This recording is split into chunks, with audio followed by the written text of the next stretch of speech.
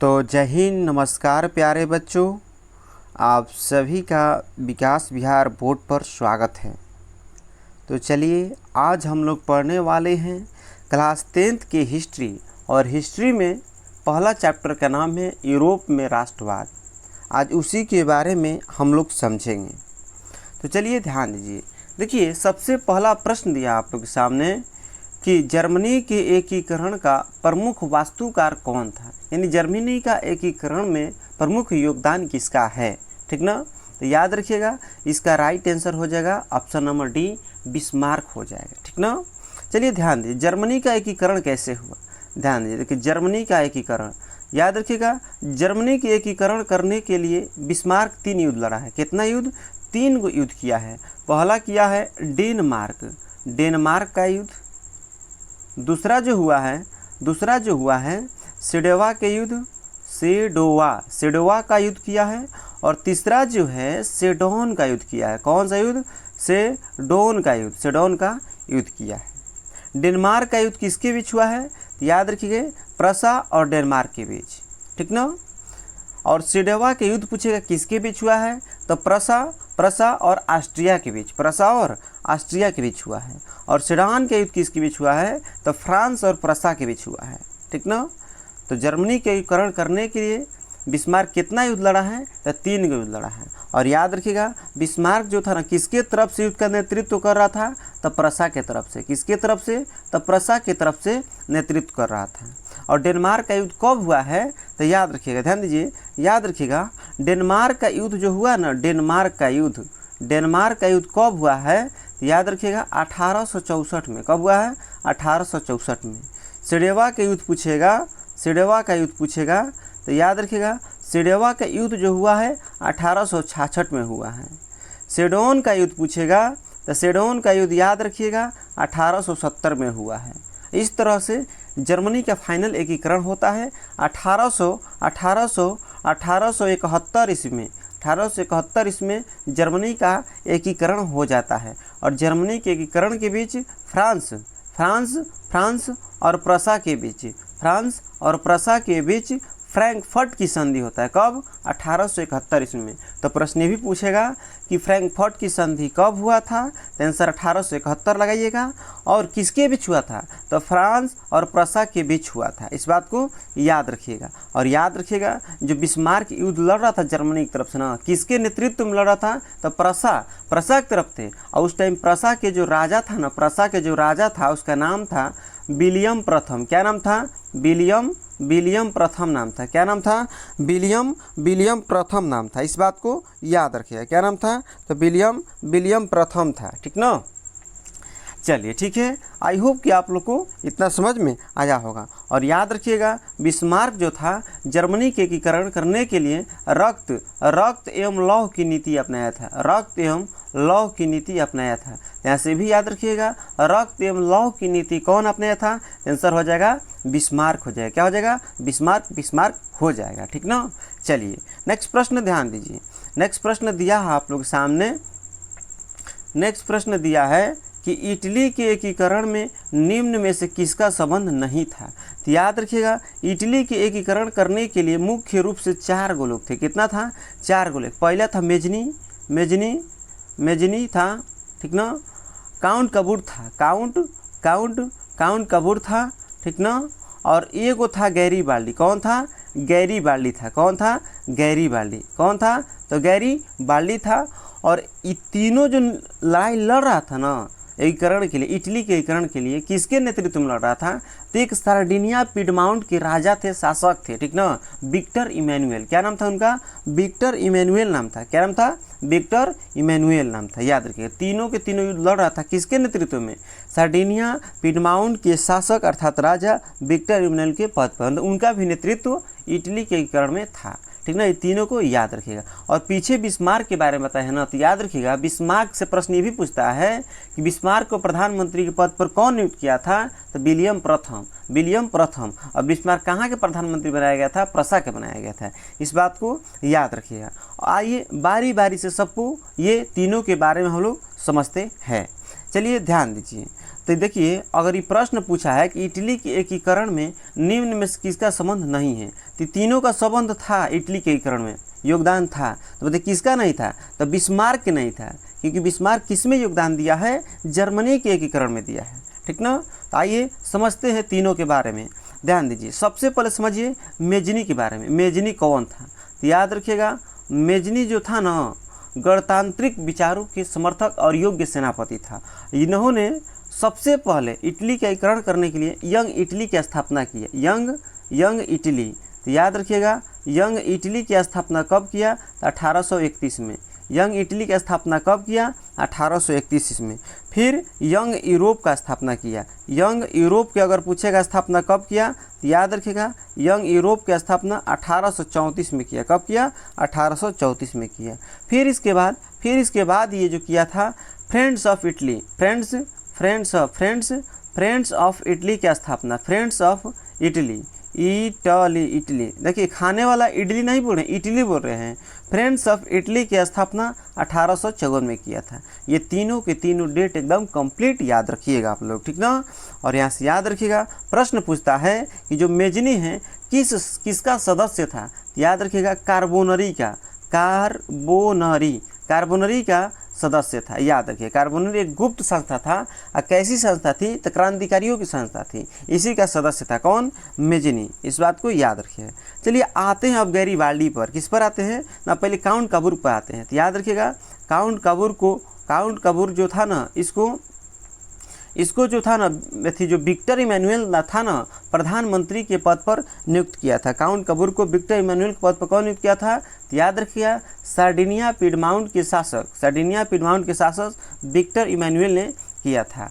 चलिए ठीक है। और आगे याद रखिएगा गैरीबाल्डी के बारे में।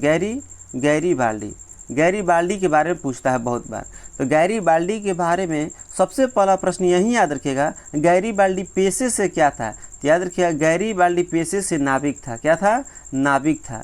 गैरीबाल्डी पेशे से क्या था, नाविक था। क्या था, नाविक था। और इन्होंने इटली के एकीकरण करने के लिए एक सेना का गठन किया था जिसका नाम है लाल कुर्ती सेना का गठन कौन किया था, तो याद रखिएगा लाल कुर्ती सेना का गठन जो किया था ना, उसका नाम क्या था, तो याद रखिएगा गैरीबाल्डी। प्रश्न ये भी पूछता है कि लाल कुर्ती सेना का गठन कौन किया था, गैरीबाल्डी। और यहाँ से याद रखिएगा दोस्त, अगर आप लोग से पूछेगा ना भारत में लाल कुर्ती का सेना का गठन कौन किया है, तो याद रखिएगा खान अब्दुल गफ्फार खान।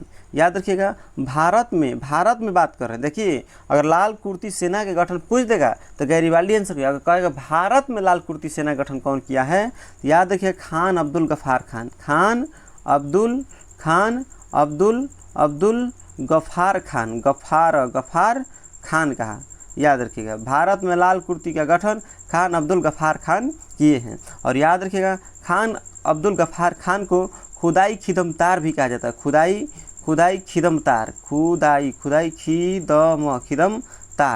खिदमतार किसे कहा जाता है, तो खान अब्दुल गफ्फार खान को कहा जाता है। और याद रखिएगा फ्रंटियर गांधी के नाम से किसे जानते हैं, तो फ्रंटियर गांधी के नाम से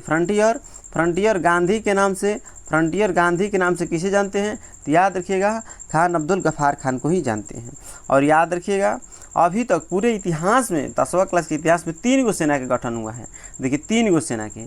अगर लाल कुर्ती का पूछेगा, लाल कुर्ती का गठन पूछेगा, ध्यान दीजिए लाल कुर्ती का गठन पूछेगा तब तो आंसर हो जाएगा गैरीबाल्डी। आंसर क्या होगा, गैरीबाल्डी हो जाएगा, ठीक ना। अगर लाल सेना के पूछेगा गठन कौन किया, लाल सेना का, तो लाल सेना के आंसर पूछेगा तो ट्राटस्की हो जाएगा। क्या हो जाएगा, ट्राटस्की हो जाएगा। क्या होगा, ट्राटस्की। और लाल खमेर सेना के पूछेगा, तो लाल खमेर सेना के पूछेगा तो याद रखिएगा नरोत्तम सिंहानुक हो जाएगा। क्या हो जाएगा, नरोत्तम सिंहानुक हो जाएगा, जो कि कंबोडिया के शासक था। कहाँ के शासक था, कंबोडिया। और कंबोडिया की राजधानी कहाँ है, नोम पेन है। कहाँ है, नोम पेन है। और याद रखिएगा ये तीनों के योगदान से, किसका, मेजनी, काउंट काबूर और गैरीबाल्डी, तीनों के योगदान से फाइनली 1871 ईस्वी में इटली का एकीकरण होता है। और जर्मनी का भी एकीकरण कब हुआ था, 1871 में ही हुआ था। चलिए तो इसका राइट आंसर क्या हो जाएगा, ऑप्शन नंबर ए हो जाएगा। नेक्स्ट प्रश्न ध्यान दीजिए। नेक्स्ट प्रश्न दिया इसमें, जर्मनी के एकीकरण के लिए कौन उत्तरदायी था। तो याद रखिएगा जर्मनी के एकीकरण के लिए कौन उत्तरदायी था, तो बिस्मार्क। कौन था, बिस्मार्क था। नेक्स्ट प्रश्न ध्यान दीजिए, नेक्स्ट प्रश्न दिया है इसमें कि 1871 इसमें कौन सी संधि हुई थी। याद रखिएगा फ्रैंकफर्ट की संधि किसके बीच हुआ था, तो याद रखिएगा जर्मनी और 1871 इसमें किसके बीच हुआ था, तो फ्रांस और प्रसा के बीच। फ्रांस और प्रसा के बीच, फ्रांस और प्रसा के बीच याद रखिएगा फ्रैंकफर्ट की संधि हुई थी, ठीक ना। चलिए नेक्स्ट प्रश्न ध्यान दीजिए, नेक्स्ट प्रश्न दिया आप लोग के सामने कि वियना कांग्रेस कब हुआ था, यानी वियना कांग्रेस सम्मेलन कब हुआ था, तो याद रखिएगा 1815 ईस्वी में हुआ था। अब थोड़ा सा हम लोग समझते हैं कि वियना कांग्रेस सम्मेलन आखिर हुआ कैसे, ठीक ना। तो याद रखिएगा हम लोग यूरोप में राष्ट्रवाद पढ़े हैं, और यूरोप में राष्ट्रवाद पढ़े और यूरोप में फ्रांस की क्रांति, किसके बारे में पढ़ रहे हैं, फ्रांस की क्रांति के बारे में पढ़ रहे हैं। तो याद रखिएगा, सबसे पहले याद रखिएगा आप लोग कि देखिए फ्रांस में क्या था ना, निरंकुश शासक था। यहाँ पर शासन व्यवस्था जो था ना बहुत बेकार था। यहाँ पर निरंकुश राजतंत्र चल रहा था, ठीक ना। और याद रखिएगा क्या चल रहा था, राजतंत्र चल रहा था। सबसे पहले याद रखिएगा लुई, यहाँ के शासक कौन था, लुई 14वां था। कौन था, लुई 14वां था, लुई 14वां था, ठीक ना। और लुई 14वां जो था ना बहुत ही खतरनाक शासक था, ठीक ना। इसका एगो नियम था, याद रखिएगा, इसका एगो कथन था, ये कह रहा था ना कि मैं ही राज्य हूँ, मेरा शब्द ही कानून है। कौन कह रहा था, तो लुई 14वां। याद रखिएगा फ्रांस की क्रांति में कौन कहा है कि मैं ही राज्य हूँ, मेरा शब्द ही कानून है, तो लुई 14वां, ये निरंकुश शासक था। फिर इसके बाद लुई 15वां था, लुई 15वां आया था, तो इसका उतना योगदान नहीं था, ठीक ना, फ्रांस की क्रांति में। फिर इसके बाद याद रखिए, देखिए लुई 14वां की याद रखिएगा और लुई 15वां की याद रखिएगा, चाहे मत याद रखिएगा, लेकिन एक बात याद रखिएगा आप लोग, इसके बाद आता है लुई 15वां के बाद आता है, याद रखिएगा लुई 15वां के बाद आपका आता है कौन, तो लुई 15वां के बाद आता है लुई 16वां। कौन आता है, लुई 16वां। भारी खच्चर शासक था, ये भी भारी खच्चर यानी निरंकुश शासक था, ठीक ना। ये भी निरंकुश शासक था, ठीक ना, बहुत अत्याचार कर रहा है। तब क्या होता है ना, जनता इस पर खिसिया जाती है और जनता क्या करती है, आंदोलन कर देती है, ठीक ना, आंदोलन कर देती है। और आंदोलन कब करती है, तो 21 जनवरी 1793 में। और उसी समय क्या करती है, लुई 16वां को पकड़कर 21 जनवरी 1793 को ही गिलोटिन पर चढ़ा के, किस पर, गिलोटिन पर चढ़ाकर इसको ख़त्म कर देता है, मार देती है जनता, ठीक ना, याद रखिएगा, ठीक ना। और इस तरह से फ्रांस में जार थी, क्या कहलाता, फ्रांस में लुई 16वां का शासन का अंत हो जाता है, निरंकुश का, ठीक ना। और याद रखिएगा यहाँ से याद रखिएगा कि फ्रांस में जब क्रांति हो रही थी तो वहाँ पर किस वंश का शासक था, ये भी प्रश्न पूछता है। तो याद रखिएगा बुर्बो वंश के, किस वंश के, तो बुर्बो वंश के शासक था, किस वंश के, बुर्बो वंश के था, ठीक ना। और 21 जनवरी 1793 को लुई 16वां को मार दिया जाता है गिलोटिन पर चढ़ा के, इस बात को याद रखिएगा। और यहाँ से याद रखिएगा फ्रांस में ही राजतंत्र को समाप्त करने वाला एक शासक आया था जिसका नाम था नेपोलियन बोनापार्ट। याद रखिएगा नेपोलियन बोनापार्ट था, नेपोलियन बोनापार्ट, इस बात को याद रखें, नेपोलियन बोनापार्ट आया था। यह क्या किया था ना कि 1804 ईस्वी में नेपोलियन कोड अर्थात नेपोलियन संहिता जारी करता है। तो याद रखिएगा नेपोलियन कोड कब आया था, 1804 ईस्वी में। कौन जारी किया था, नेपोलियन बोनापार्ट, याद रखिएगा।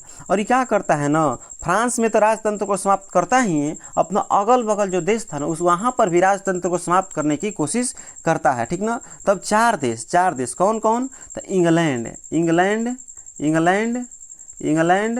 रूस, प्रसा तथा ऑस्ट्रिया, ये चारों मिलकर इसके खिलाफ, किसके खिलाफ, नेपोलियन बोनापार्ट के खिलाफ युद्ध स्टार्ट कर देता है, ठीक ना, युद्ध स्टार्ट कर देता है। यही युद्ध जो था इसका नाम पड़ा था वाटरलू का युद्ध। और वाटरलू का युद्ध इसका नाम क्या पड़ा था, वाटरलू का युद्ध। और वाटरलू का युद्ध कब हुआ था? तो 1815 ईस्वी में हुआ था। और वाटरलू के युद्ध में फाइनली नेपोलियन बोनापार्ट की हार होती है, और जब नेपोलियन बोनापार्ट हार जाता है तो इसको गिरफ्तार करके सेंट हेलेना द्वीप पे भेज दिया जाता है। अटलांटिक महासागर में पड़ता है। कहाँ पड़ता है सेंट हेलेना द्वीप? अटलांटिक महासागर में, वहाँ पर भेज दिया जाता है। और फाइनली जो होता है ना 1821 ईस्वी में इसका मृत्यु हो जाता है। किसका? नेपोलियन बोनापार्ट की। और इधर 1815 ईस्वी में ही 1815 ईस्वी में ही वियना कांग्रेस सम्मेलन करता है। कौन? ये चारों देश मिलकर। कौन कौन? इंग्लैंड, ऑस्ट्रिया, प्रसा और रूस, चारों मिलके क्या करता है? वियना कांग्रेस सम्मेलन करता है। 1815 ईस्वी में ही है। और वियना कांग्रेस सम्मेलन का अध्यक्षता कौन करता है? तो ऑस्ट्रिया के चांसलर, यानी ऑस्ट्रिया के जो चांसलर था, यानी प्रधानमंत्री था ऑस्ट्रिया के चांसलर, उसका नाम था मेटरनिक। क्या नाम था? मेटरनिक नाम था। यही इसका अध्यक्षता करता है। तो ये भी याद रखिएगा, वियना कांग्रेस सम्मेलन की अध्यक्षता कौन किया था? तो मेटरनिक किया था। मेटरनिक कहाँ का था? ऑस्ट्रिया के था। इस बात को याद रखिएगा, ठीक ना। और ऑस्ट्रिया की राजधानी कहाँ था? तो वियना ही था। ऑस्ट्रिया की राजधानी कहाँ था? ऑस्ट्रिया की राजधानी वियना ही था। याद रखिएगा। आई होप कि आप लोग यहाँ तक कंप्लीट समझ में आया होगा। और वियना कांग्रेस सम्मेलन के बाद फाइनली रिजल्ट क्या आता है? तो फाइनल रिजल्ट यही आता है कि जो नेपोलियन बोनापार्ट है ना, उसका शासन समाप्त होता है और मेटरनिक युग चालू होता है। नेपोलियन बोनापार्ट का शासन समाप्त होता है और मेटरनिक युग चलता है। और मेटरनिक युग कब से कब तक? तो 1815 से 1848 तक रहता है। इस बात को याद रखिएगा। और यहाँ से भी याद रखिएगा, आप लोग बिल्कुल याद रखिएगा। यहाँ से अगर पूछेगा कि जब फ्रांस में क्रांति हो रही थी तो फ्रांस के क्रांति का मुख्य नारा क्या था? याद रखिएगा, स्वतंत्रता, स्वतंत्रता, स्वतंत्रता, समानता, समानता, समानता तथा बंधुता। मुख्य नारा यही था, बंधु था। इस बात को याद रखिएगा। और प्रश्न ये भी पूछता है कि भारतीय जो संविधान है उसमें शामिल किया गया स्वतंत्रता, समानता और बंधुता। भारतीय संविधान की जो प्रस्तावना है उसमें ये तीनों शब्द शामिल किया गया है। तो पूछता है कि स्वतंत्रता, समानता और बंधुता किस क्रांति का परिणाम है? तो फ्रांसीसी क्रांति का परिणाम है, ठीक ना। चलिए, आई होप कि आप लोग यहाँ तक ही कंप्लीट समझ में आया होगा। चलिए फटाफट हम लोग आगे बढ़ते हैं। तो इसका राइट आंसर क्या हो जाएगा? ऑप्शन नंबर ए 1815 ईस्वी में। चलिए नेक्स्ट प्रश्न ध्यान दीजिए। नेक्स्ट प्रश्न ध्यान दीजिए कर रहा है, इटली तथा जर्मनी वर्तमान में किस महादेश के अंतर्गत आते हैं? तो याद रखिएगा, यूरोप हो जाएगा। क्या हो जाएगा? यूरोप हो जाएगा। इस बात को याद रखिएगा। इसका राइट आंसर क्या हो जाएगा? तो यूरोप हो जाएगा, ठीक ना।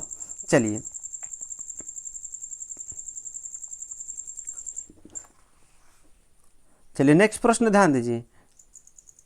नेक्स्ट प्रश्न दिया है इसमें कि फ्रांस में किस, याद रखिएगा, नेक्स्ट प्रश्न दिया, फ्रांस में किस शासन वंश की पुनर्स्थापना वियना कांग्रेस द्वारा किया जाता है? यानी वियना कांग्रेस सम्मेलन द्वारा पुनः फ्रांस में किस वंश का स्थापना किया जाता है? इसका राइट आंसर हो जाएगा बोर्बो राजवंश हो जाएगा।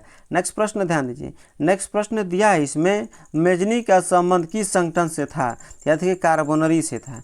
नेक्स्ट प्रश्न ध्यान दीजिए। नेक्स्ट प्रश्न दिया है आप लोगों के सामने कि इटली एवं जर्मनी के एकीकरण के विरुद्ध निम्न में कौन था? इटली एवं जर्मनी के एकीकरण के विरुद्ध कौन था? ऑस्ट्रिया था। मुख्य रूप से कौन था? ऑस्ट्रिया था। याद रखिएगा। नेक्स्ट प्रश्न ध्यान दीजिए। नेक्स्ट प्रश्न दिया इसमें कि काउंट काबूर को विक्टर इमैनुअल ने किस पद पर नियुक्त किया था? पीछे ही पता है किस पद पर? तो प्रधानमंत्री के पद पर। किस पद पर? तो प्रधानमंत्री के पद पर नियुक्त किया था। नेक्स्ट प्रश्न ध्यान दीजिए। नेक्स्ट प्रश्न दिया इसमें, गैरीबाल्डी पेशे से क्या था? तो किसान नहीं था, सॉरी, गैरीबाल्डी पेशे से क्या था? तो नाविक था। क्या था? नाविक। हाँ, बाद में युद्ध लड़ने के बाद, इटली के एकीकरण करने के बाद क्या होता है? किसान के रूप धारण कर लेता है। लेकिन याद रखिए पेशे से क्या था ये? तो याद रखिए पेशे से क्या था गैरीबाल्डी? तो याद रखिएगा नाविक था। क्या था? नाविक था। नेक्स्ट प्रश्न ध्यान दीजिए। नेक्स्ट प्रश्न दिया है इसमें, जर्मनी राइन राज्य का निर्माण किसने किया था? तो नेपोलियन बोनापार्ट। कौन किया था? नेपोलियन बोनापार्ट किया था। नेक्स्ट प्रश्न ध्यान दीजिए। नेक्स्ट प्रश्न दिया है इसमें, जालबेरिन कैसी संस्था थी? तो याद रखिए जालबेरिन जो थी व्यापारियों की संस्था थी। नेक्स्ट प्रश्न ध्यान दीजिए। नेक्स्ट प्रश्न दिया है इसमें कि रक्त एवं लौह की नीति का अवलंबन किसने किया था? बिस्मार्क। कौन किया था? तो बिस्मार्क किया था। इस बात को याद रखिएगा। नेक्स्ट प्रश्न ध्यान दीजिए। नेक्स्ट प्रश्न दिया आप लोग सामने कि फ्रैंकफर्ट की संधि कब हुई थी? 1871 ईस्वी में। कब हुआ था? 1871 ईस्वी में। नेक्स्ट प्रश्न ध्यान दीजिए। नेक्स्ट प्रश्न दिया है इसमें कि यूरोप वासियों के लिए किस देश का साहित्य एवं ज्ञान विज्ञान प्रेरणा स्रोत रहा है? तो याद रखिएगा यूनान। क्या हो जाएगा? यूनान हो जाएगा। नेक्स्ट प्रश्न ध्यान दीजिए, नेक्स्ट प्रश्न दिया है नेपल्स की क्रांति कब हुई थी? याद रखिएगा नेपल्स की क्रांति कब हुई थी? चलिए 17 नंबर प्रश्न जो है इसका आंसर आप लोग कमेंट में जरूर बताइए, ठीक ना। इसका आंसर आप लोग कमेंट में जरूर बताइए, इसको हम छोड़ दे रहे हैं, ठीक ना।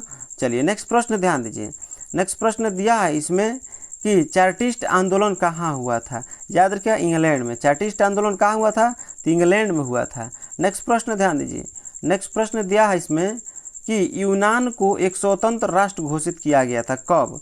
यूनान को एक स्वतंत्र राष्ट्र घोषित किया गया था। यूनान को एक स्वतंत्र राष्ट्र घोषित किया गया था, कब घोषित किया गया था, ठीक ना।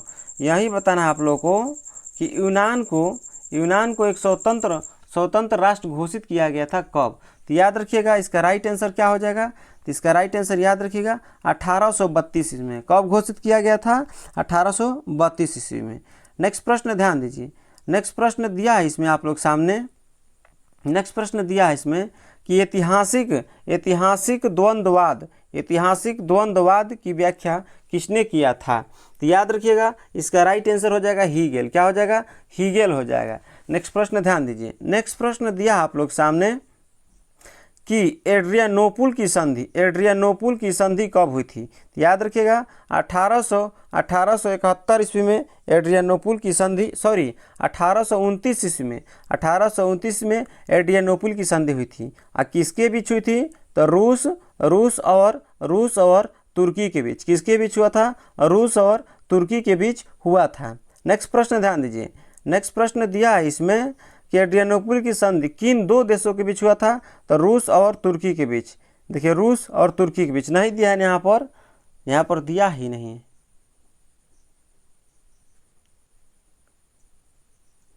चलिए ठीक है, तुर्की और यूनान लगा लीजिएगा, ठीक ना। इसका राइट आंसर क्या लगा लीजिएगा? तुर्की और यूनान, इसमें नहीं दिया है, ठीक ना।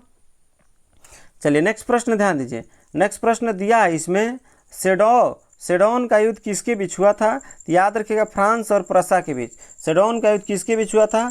फ्रांस और प्रसा के बीच हुआ था।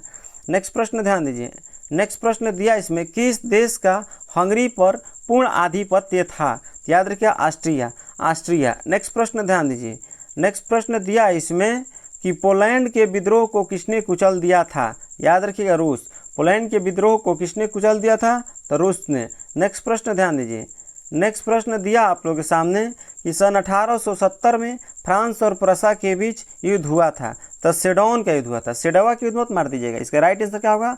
सेडोन का युद्ध होगा। नेक्स्ट प्रश्न ध्यान दीजिए, नेक्स्ट प्रश्न दिया इसमें किस युद्ध के बाद जर्मनी का एकीकरण पूरा हुआ था? जर्मनी का एकीकरण पूरा हुआ था, याद रखिएगा किस युद्ध के बाद? तो सेडोन का युद्ध के बाद, सेडोन युद्ध के बाद। नेक्स्ट प्रश्न ध्यान दीजिए, नेक्स्ट प्रश्न दिया इसमें कि किस संधि द्वारा जर्मनी का एकीकरण पूरा हुआ था? फ्रैंकफर्ट की संधि द्वारा। नेक्स्ट प्रश्न ध्यान दीजिए, नेक्स्ट प्रश्न दिया इसमें कि जर्मनी एवं इटली के एकीकरण के समय फ्रांस का शासक कौन था? जर्मनी एवं इटली के एकीकरण के समय फ्रांस का शासक कौन था? याद रखिएगा नेपोलियन तृतीय था। कौन था? नेपोलियन तृतीय। नेक्स्ट प्रश्न ध्यान दीजिए, नेक्स्ट प्रश्न दिया इसमें कि राष्ट्रवाद की अवधारणा का जन्म किस घटना से हुआ था? याद रखिएगा फ्रांस की क्रांति से हुआ था, ठीक ना। राष्ट्रवाद की अवधारणा का जन्म जो होता किस घटना से हुआ था? अच्छा याद रखिएगा, इसका याद रखिएगा, इसका राइट से पुनर्जागरण। याद रखिएगा पुनर्जागरण होगा, पुनर्जागरण। नेक्स्ट प्रश्न ध्यान दीजिए, नेक्स्ट प्रश्न दिया है इसमें किसने कहा था कि जब फ्रांस छींकता है तो जब फ्रांस, देखिए इसको थोड़ा लिखने में मिस्टेक हो गया, देखिए हम पढ़ दे रहे हैं। देखिए ये लाइन जो है ना कि किसने कहा था कि जब फ्रांस छींकता है तो बाकी यूरोप को सर्दी जुकाम हो जाता है। थोड़ा लिखने में मिस्टेक हो गया है, जब फ्रांस छींकता है तो बाकी यूरोप को सर्दी जुकाम हो जाता है। किसने कहा था? याद रखिएगा मेटरनिक। किसने कहा था? मेटरनिक ने कहा था। नेक्स्ट प्रश्न ध्यान दीजिए, नेक्स्ट प्रश्न दिया आप लोगों के सामने कि 1830 की क्रांति के बाद फ्रांस में किस प्रकार का शासन स्थापित हुआ था? याद रखिएगा इसका राइट आंसर संवैधानिक राजतंत्र स्थापित हो गया था। 1830 की क्रांति के बाद फिर क्या होता? संवैधानिक राजतंत्र स्थापित हो गया था।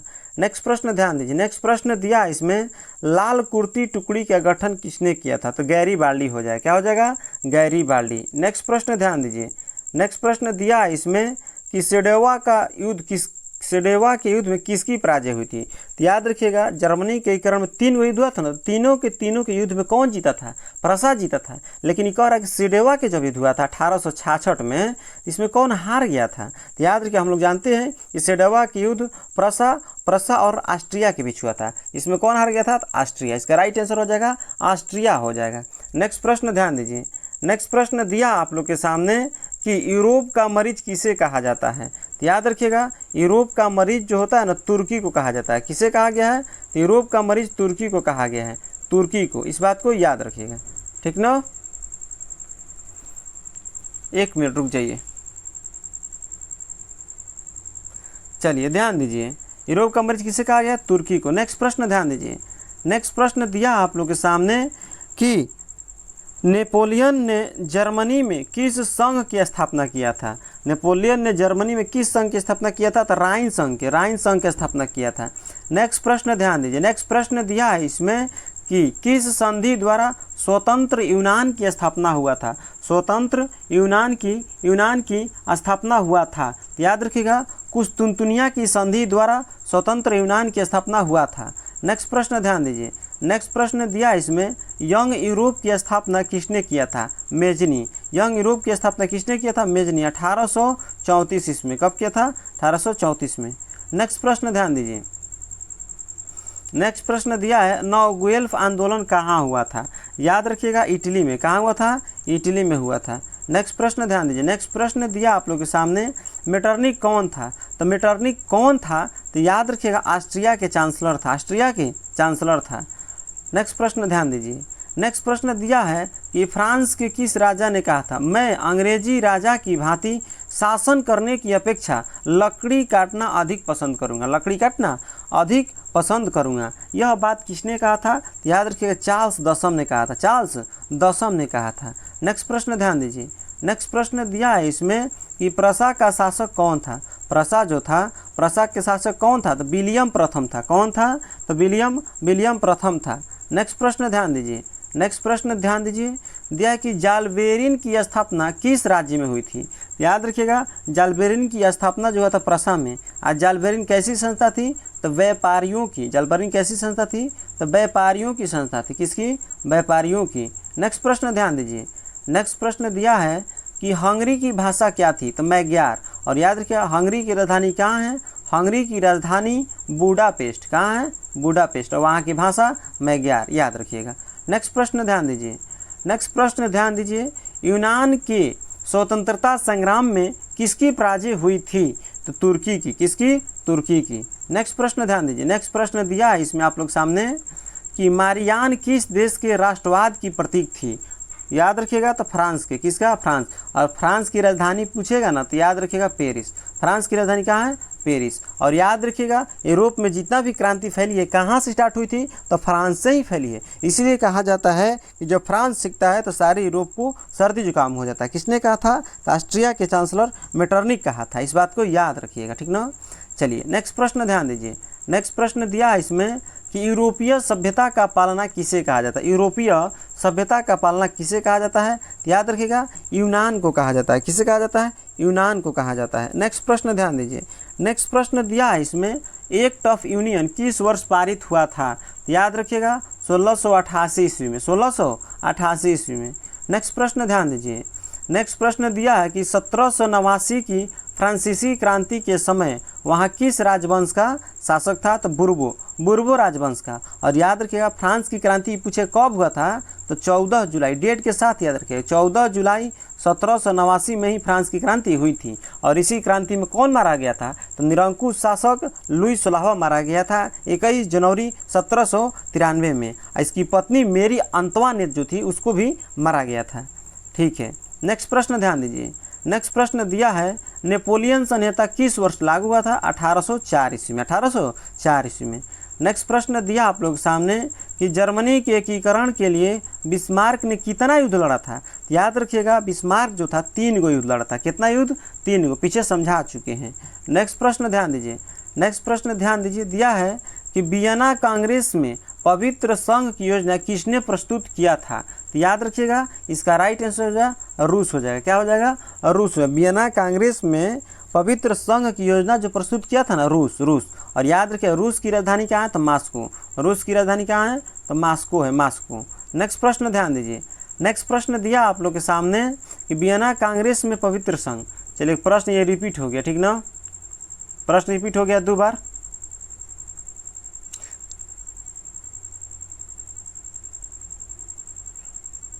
देखिए ये जो प्रश्न है ना, ये प्रश्न पे थोड़ा डाउट है, रुक जाइए देख रहे हैं ऊपर क्या दिया है इसमें। वियना कांग्रेस ये भी दिया है वही प्रश्न, और 53 नंबर भी वही है। देखिए थोड़ा आप लोग के लिए दे रहे होमवर्क, HW दे रहे हैं, ठीक ना। आप लोग थोड़ा इसको सर्च करके, ठीक ना, इस पर डाउट हो रहा है थोड़ा, इसको सर्च करके इसका कमेंट में आंसर जरूर बता दीजिएगा, ठीक ना। आंसर इसका मत मार दीजिएगा रूस, इसको थोड़ा क्लियर करके तब बताइएगा। चलिए नेक्स्ट प्रश्न ध्यान दीजिए, नेक्स्ट प्रश्न दिया है इसमें कि यंग इटली का संस्थापक कौन था? तो कौन था? तो मेजनी था। यंग इटली का स्थापना कब किया था? 1831 ईस्वी में। नेक्स्ट प्रश्न ध्यान दीजिए, नेक्स्ट प्रश्न दिया है इसमें कि बिस्मार्क निम्न में से क्या था? बिस्मार्क जो था ना एकदम बहुत बड़ा कूटनीतिज्ञ था। क्या था? कूटनीतिज्ञ था।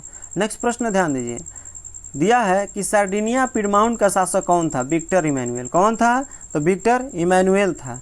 नेक्स्ट प्रश्न ध्यान दीजिए, नेक्स्ट प्रश्न दिया आप लोग सामने, यूनानी स्वतंत्रता आंदोलन के दौरान ब्रिटिश कवि शहीद हुआ था, उस कवि का नाम क्या था? Lord Byron. क्या नाम था? Lord Byron.